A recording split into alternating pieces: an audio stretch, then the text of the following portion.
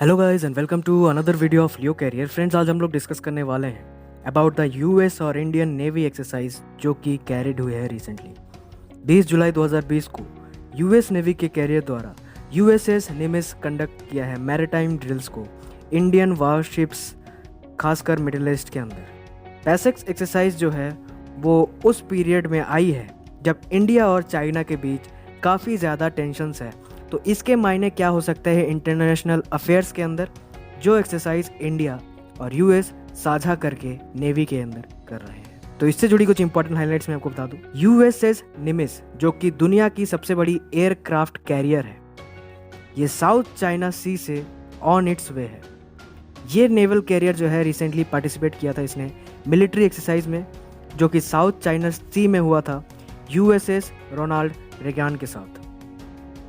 अब पैसेक्स जो है ये एक इंडियन नेवी के द्वारा सिमिलर पैसेक्स एक जापानीज टेक्नोलॉजी के द्वारा सेल्फ डिफेंस फोर्स का एक फ्रेंच नेवी है, एक पैसेक्स एक्सरसाइज है नेवल की।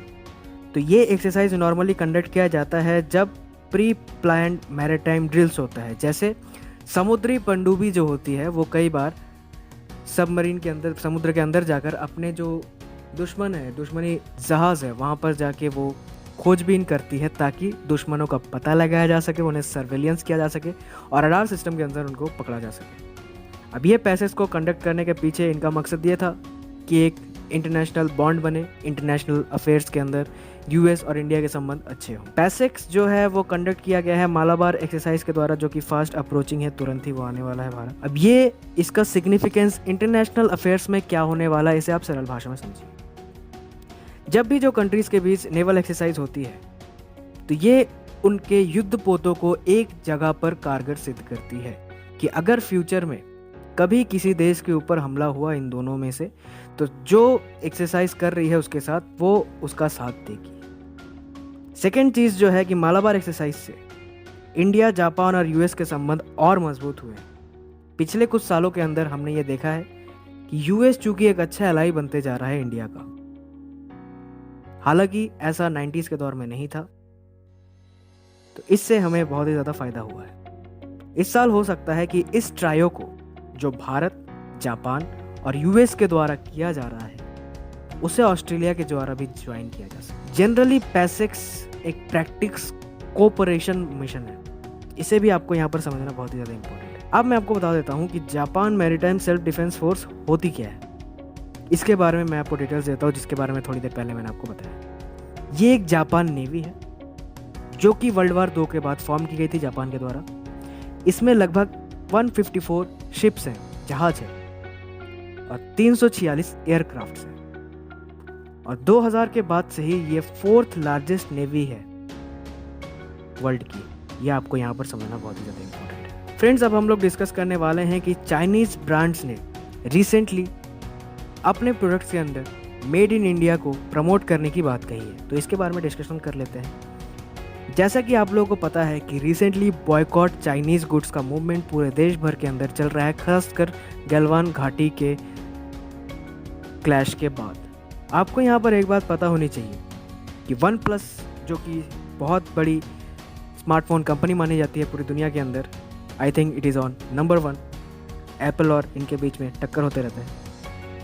उन्होंने कहा है कि डिस्पाइट जो एंटी चाइना मूवमेंट इंडिया में चल रहा है, top smartphone brand one plus ने यह कहा है कि वो टीवी का निर्माण भारत के अंदर करने वाले हैं, वन प्लस टीवीज, और साथ ही साथ लॉन्ग टर्म स्ट्रेटेजी बना रहे हैं कि वो कैसे इंडिया पे अपने बिजनेस को शिफ्ट करें। मेक इन इंडिया की स्ट्रेटेजी को प्रमोट करने का मकसद उनका सिर्फ और सिर्फ ये है, चूँकि चाइना जो है वो काफ़ी सिरे से बहुत ही ज़्यादा बिजनेस इंडिया से करता है। लगभग $70 बिलियन का बिजनेस वो इंडिया से करता है अपने गुड्स पे। जैसा कि हमने प्रीवियस वीडियोस में भी बताया था और यहाँ भी हम आपको बता देते हैं कि चाइना वर्ल्ड का सबसे बड़ा मैन्युफैक्चरर है, इंडिया सबसे बड़ा मार्केट है। तो चाइना इस एंटी चाइना मूवमेंट को भुलाकर अपने बिजनेसेस को बंद नहीं करना चाहता, क्योंकि उन्हें भी पता है कि अगर वो बिजनेसेस नहीं करते तो स्मार्टफोन मार्केट, जो पिछले कुछ सालों के अंदर इंडिया में सबसे ज़्यादा फल फूल रहा है, वो डिप कर जाएगा।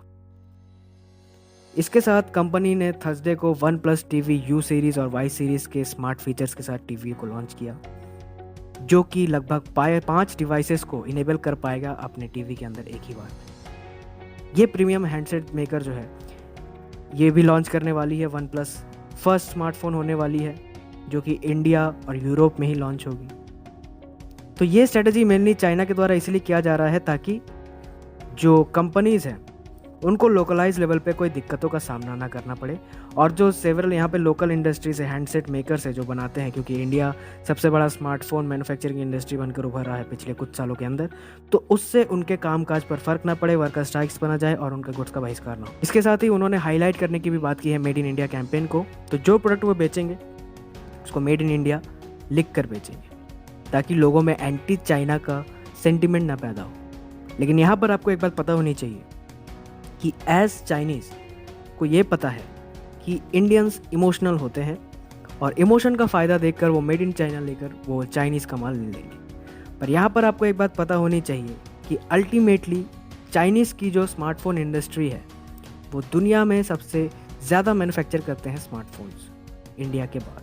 तो हैंडसेट या जितने भी इंटरनल इक्विपमेंट्स होते हैं, या चाहे वो प्रोसेसर हो या फिर वो रैम हो, इसके साथ बैटरीज हो, ये चाइना में बहुत ही चीपर वे में मैन्युफैक्चर होती है। तो आपको यहाँ पर एक बात पता होनी चाहिए कि अल्टीमेटली कोई भी स्मार्टफोन कंपनी चाहे वो इंडियन ही क्यों ना हो, चाइना के अलावा किसी और देश पर उतना भरोसा इसलिए नहीं करती स्मार्टफोन इंडस्ट्री में क्योंकि चाइना सारे टेक्स को बहुत ही सस्ते दामों पर बेचता है। बढ़ते हैं हमारे MCQ सेगमेंट की तरफ।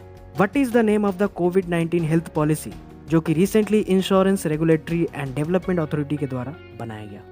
आपके ऑप्शंस हैं कोरोना आरोग्य, कोरोना सरल, कोरोना प्रोटेक्ट और कोरोना कवच।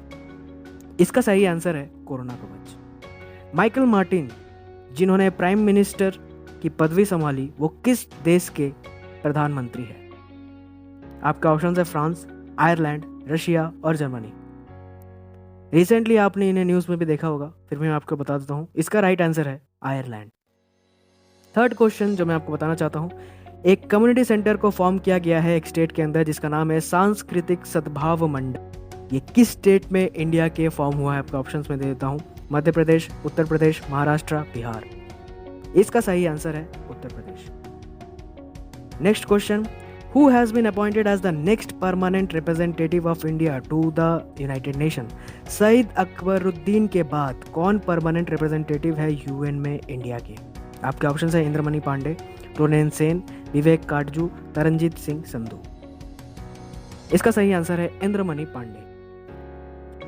Which organization unanimously adopted its first COVID-19 related resolution and demanded an end to hostilities around the world?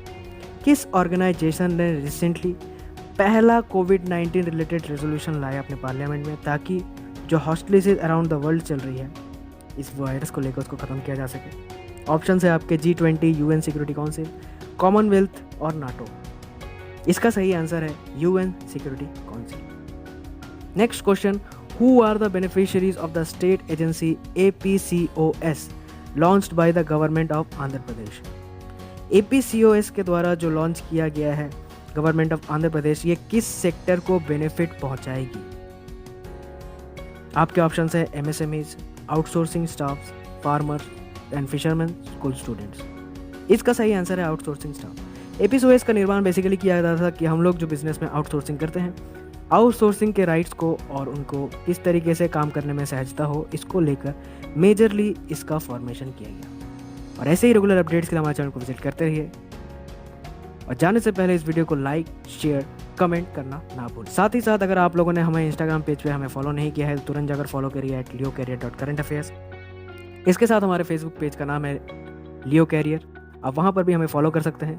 साथ ही साथ हमने टेलीग्राम चैनल की भी लिंक डिस्क्रिप्शन में दी गई है। एक इन्फॉर्मेशन जो आप लोग को मैं देना चाहता हूँ कि रिसेंटली हमारे चैनल के अंदर हिस्ट्री का भी सेगमेंट आने वाला है, तो तैयार हो जाइए हिस्ट्री को भी हमारे चैनल से सीखने के लिए। Thank you.